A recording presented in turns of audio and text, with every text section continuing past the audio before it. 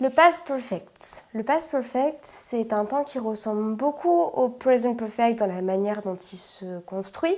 Mais par contre, si on devait le définir en anglais, ce serait, enfin en français plutôt, ce serait le passé du passé. C'est un temps qui est le passé du passé, donc qui est très très loin dans le passé. Il est assez simple à se former quand on connaît le present perfect, donc je vous invite aussi à regarder la vidéo qui a été faite à ce sujet. Comment on va le former? Alors, comme d'habitude, aux trois formes, forme affirmative, forme interrogative et forme négative. Forme affirmative, on ne va pas utiliser have comme avec le present perfect, mais had, donc sujet, plus had, plus le participe passé.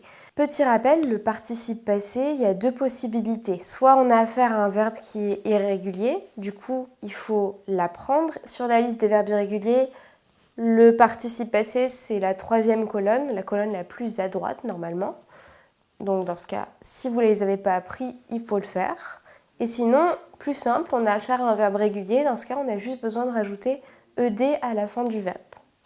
Donc sujet, had, participe passé. Exemple, had dreamed about it. Donc aussi, had peut se mettre sous sa forme contractée qui devient apostrophe D. Attention à ne pas confondre avec would, qui a aussi l'apostrophe D.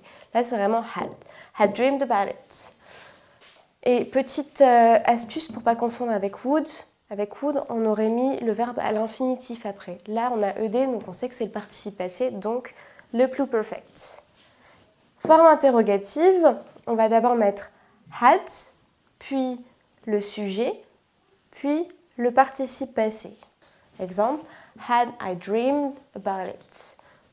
Donc, vous voyez, c'est tout simple. C'est pas have comme le present perfect, c'est had, c'est juste que have devient had au passé. Donc c'est pour ça que c'est vraiment le passé du passé. Enfin, forme négative, on va avoir le sujet, hadn't, plus le participe passé. Exemple, I hadn't dreamed about it. Voilà, ça c'est les trois formes. Had plus participe passé, là on inverse, had plus sujet plus participe passé, et sujet, hadn't, participe passé. Donc maintenant on va voir quand est-ce qu'on utilise ce temps. Tout d'abord, la première manière de l'utiliser, c'est montrer que c'est un événement antérieur à un moment passé. C'est-à-dire qu'on a eu quelque chose qui s'est passé dans le passé, et le pluperfect va montrer quelque chose qui s'est passé encore avant. Donc, exemple, ça paraît un petit peu confus comme ça, mais avec un exemple, c'est un peu plus clair. When I arrived, they had already left. Quand, si on traduit, quand j'étais arrivée, donc dans le passé déjà, premier événement dans le passé, ils étaient déjà partis. Donc ils étaient déjà partis, ça s'est passé avant que je sois arrivée. Du coup, passé du passé. Ça, c'est la première manière de l'utiliser. Deuxième manière, c'est faire un bilan. Faire un bilan, mais dans le passé. Donc, par exemple, on est déjà dans le passé, et on va parler de quelque chose qui s'est passé encore avant. Exemple, we had crushed them, we had won the game. Donc là, on fait un bilan. On les avait massacrés. On avait gagné le jeu. Donc c'est un bilan au passé. On récapitule ce qui s'est passé en gros. Et enfin, une dernière manière de l'utiliser qui est un peu plus rare, même, enfin plus différente, on va dire, c'est utiliser le pluperfect au discours indirect, surtout quand on a affaire à du prétérit au discours direct ou du present perfect. C'est là qu'il va intervenir pour respecter la concordance des temps. Exemple, I've never met this uncle, she said. Je n'ai jamais rencontré cet oncle. Donc là, vous voyez bien qu'il y a du present perfect, ici et ici.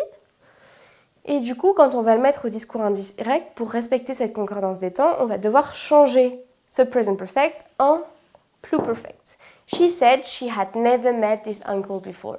Donc là, on est passé au past perfect, pluperfect. Voilà.